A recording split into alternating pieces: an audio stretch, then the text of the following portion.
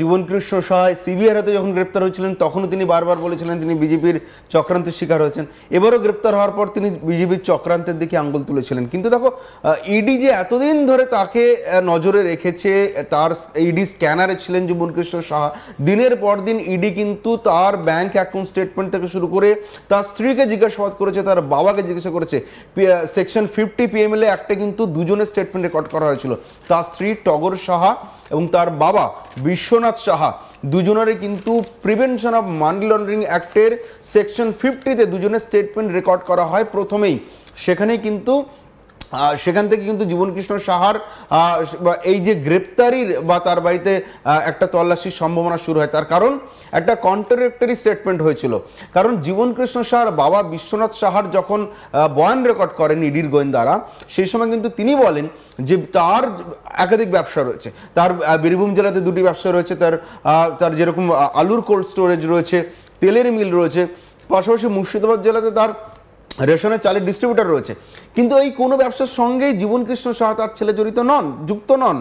ফলে তার সঙ্গে ব্যবসায়িক লেনদেনের যে যুক্তিগুলো জীবনকৃষ্ণ সাজাচ্ছেন, সেই যুক্তির সঙ্গে কন্ট্রাডিক্ট করছে তার বাবার বয়ানের সঙ্গে।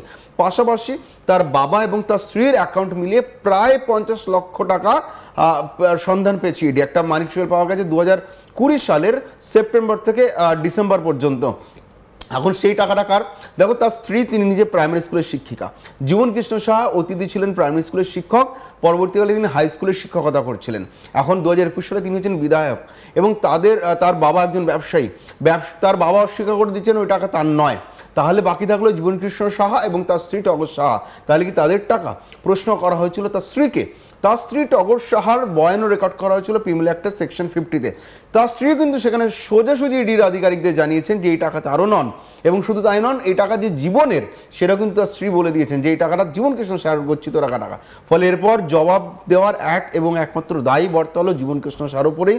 কিন্তু জীবনকৃষ্ণ সাহা যে বক্তব্য দিলেন তার সঙ্গে কিন্তু বাস্তবের কোনো মিল নেই, বা তার বক্তব্য এক কথায় স্যাটিসফাই করতে পারেনি আয়োকে।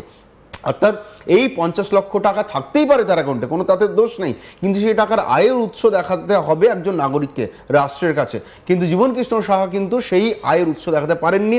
তার যে 50 লক্ষ টাকা যে অ্যাকাউন্টে পাওয়া গেছে, শুধু 50 লক্ষ নয়, প্রায় কোটির কাছে তার লেনদেন পাওয়া গেছে, এই আয়ের উৎস কিন্তু জীবনকৃষ্ণ সাহা দেখাতে পারেননি ইডির গোয়েন্দাদের। ফলে আয়ের বহির্ভূত সম্পত্তির হদিশ পেয়ে গিয়েছেন তারা। শুধু তাই নয়, আরও সম্পত্তির হদিশ পেয়েছেন, সেগুলোও আমরা আলোচনা করব।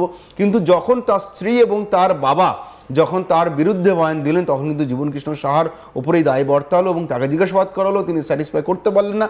শুধু তাই নয়, গ্রেপ্তারির কারণে তিনি নিজে ইডির হাতে তুলে দিলেন। অর্থাৎ সেই পাঁচিল টপকিয়ে পালানোর চেষ্টা, সেই নাটকীয় মোবাইল ছুঁড়ে ফেলার চেষ্টা, তিনি আগের অতীত অভিজ্ঞতাতে শিক্ষা নেননি সেটা বোঝা যাচ্ছে। কারণ 2 বছর আগে মোবাইল ফেরে কোনো লাভই হয়নি।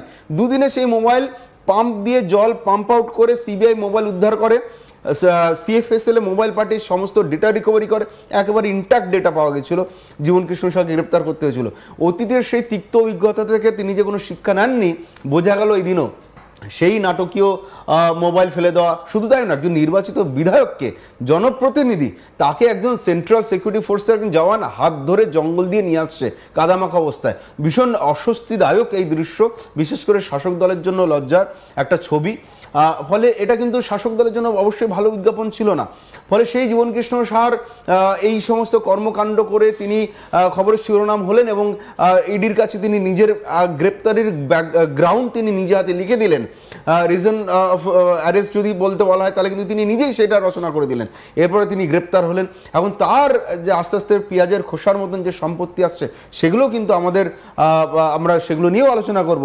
কিন্তু জীবনকৃষ্ণ সাহার যে গ্রেপ্তারি সেদিন এটা কিন্তু এক্সপেক্টেড ছিল। এবং আমি আপনাদের আরেকবার সেই চিত্রটা দেখাবো যেখানে জীবনকৃষ্ণ সাহার বাড়ি থেকে সেই 2টি মোবাইল ফোন উদ্ধার করা হয়। প্রাথমিকভাবে সে ডিনাই করে যে আমার কাছে কিছু ছিল না, তবে বারবার পাঁচিলের দিকে উনি ছুটে যান। কেন পাঁচিল টপকানোর চেষ্টা করেন বা মোবাইল ছুঁড়ে ফেলার হঠাৎ করে চেষ্টা করেন? কারণ উনি তো জানেন যে এগুলো করে কোনোভাবেই মুখ রক্ষা হবে না। তো এবং উনি কি কারোকে কনসিল করতে চাইছেন, কোনো ব্যক্তি বা কিছু মানুষদের, রাজনৈতিকভাবে যাদের প্রভাব রয়েছে এমন কোনো মানুষকে কি তিনি আড়াল করার জন্য এই চেষ্টাটা করছেন? দেখো, এই প্রশ্নটা তুলে দিয়েছে খোদ জীবনকৃষ্ণ সাহার অ্যাক্টিভিটি, তিনি এই ধরনের প্রশ্ন তুলতে বাধ্য করছেন আমাদেরকে, কারণ মোবাইল ছুঁড়ে ফেলছেন। তিনি একজন ইলেক্টেড এমএলএ, তিনি একজন জনপ্রতিনিধি, তিনি মোবাইল ছুঁড়ে ফেলছেন। যদি মোবাইল ছুঁড়ে ফেলে কোনো আখেরে যে কোনো লাভ হয় না, তো এটা সবথেকে ভালো তারই জানার কথা, কিন্তু তিনি সেই একই ঘটনা তিনি ঘটিয়েছেন। দেখো এখন কেন তিনি মোবাইল ছুঁড়ে ফেলছেন, এই মোবাইলের ফের ফরেন্সিক এক্সামিনেশন হলে তিনি সেটা আরও ক্লিয়ার হবে। তবে তার মোবাইলে এমন কি আছে যেটা নিয়ে সন্দেহ দানা বাঁধছে, যে জন্য মোবাইল তিনি ছুঁড়ে ফেলছেন। দেখো জীবন কৃষ্ণ সাহার মোবাইল ছোড়া বা তার পাঁচিল টপকানো এইগুলো নিয়ে কিন্তু বিভিন্ন কটূক্তি উড়ে আসছে। কেউ বলছেন যে বিধায়কদের বাড়ির পাঁচিল বার থেকে আরও লম্বা করে দেওয়া উচিত, মস্করা করে বিভিন্ন রকম কটু মন্তব্য করা হচ্ছে।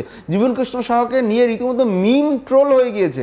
দেখো তার গ্রেপ্তারির পর থেকে আমরা দেখেছি সোশ্যাল মিডিয়াতে ছেয়ে গেছিলেন জীবন কৃষ্ণ সাহার সেই কাদামাখা ছবি, তিনি কোমরের হাত দিয়ে দাঁড়িয়ে আছেন, সেইগুলো নিয়ে ব্যঙ্গ বিদ্রুপ হয়েছে, সেগুলো নিয়ে মিম বানানো হয়েছে, ট্রোল করা হয়েছে তাকে। ফলে জীবন কৃষ্ণ সাহা কেন এই কর্মকাণ্ডগুলো করছেন, তিনি একজন নির্বাচিত বিধায়ক, যদিও তিনি গতকালকে আদালতে কিন্তু এগুলো অস্বীকার করেছেন। রাজেশ, আমরা শুনবো বক্তব্য যে ঠিক কি বলা হয়েছিল।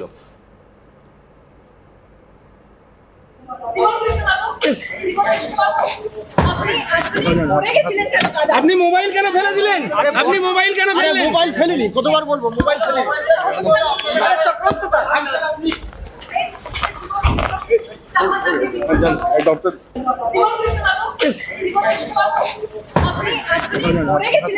আপনি মোবাইল কেন ফেলে দিলেন? আপনি মোবাইল কেন ফেললেন?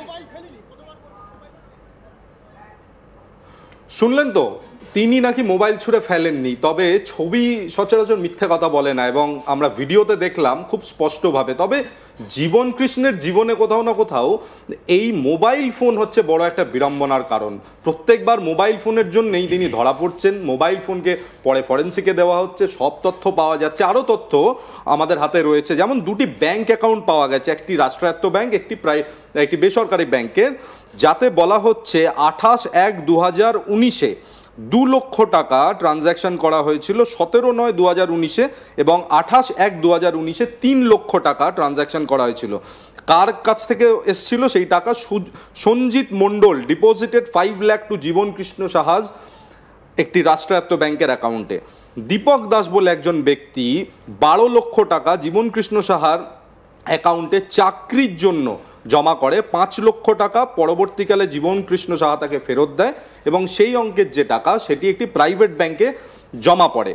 এই টাকাগুলো কেন তার অ্যাকাউন্টে পড়লো, সেই প্রশ্নের উত্তরে কিন্তু কোনো সদুত্তর দিতে পারেননি জীবন কৃষ্ণ সাহা। এনফোর্সমেন্ট ডিরেক্টরেট সূত্রে খবর যে এই সব প্রশ্ন যখন হাতে কাগজ নিয়ে এনফোর্সমেন্ট ডিরেক্টরেটের আধিকারিকরা তাকে প্রশ্ন করেছিল, তখন তিনি কিন্তু এড়িয়ে গিয়েছিলেন, এবং প্রত্যেকটি ট্রানজ্যাকশন তাকে দেখিয়ে এবং তারিখ সহ তাকে জিজ্ঞেস করা হয়েছিল, নাম সহ জিজ্ঞেস করা হয়েছিল, তিনি কোনো রকম উত্তর দেননি। তিনি ডিনাইও করেননি, তিনি অ্যাকসেপ্টও করেননি।